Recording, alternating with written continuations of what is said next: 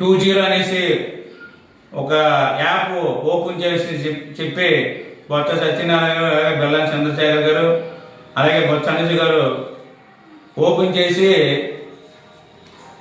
మన సోషల్ మీడియాలో ప్రశ్నిస్తే అక్రమ అరెస్టు చేస్తామని చెప్పేసి వైసీపీ నాయకులు చెప్పడం చాలా విడ్డూరంగా ఉంది.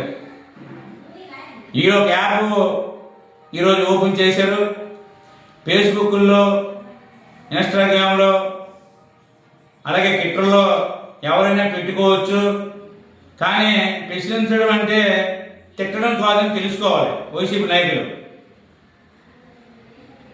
ప్రసన్న రావణ్ ఏవైతే దేశాన్ని దేవుల్ని అవమానించి తిట్టాడో అందుకే కఠినమైన శిక్షలు వేశారు.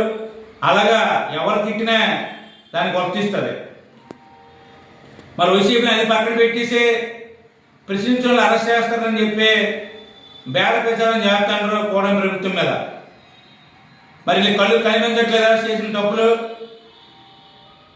ఈరోజు తమ్మినేని సీతారామరాజు గారు బతికున్నోడికి చచ్చిపోయిన డెత్ సర్టిఫికేట్ తెచ్చి భూమిని కబ్జా చేశాడు.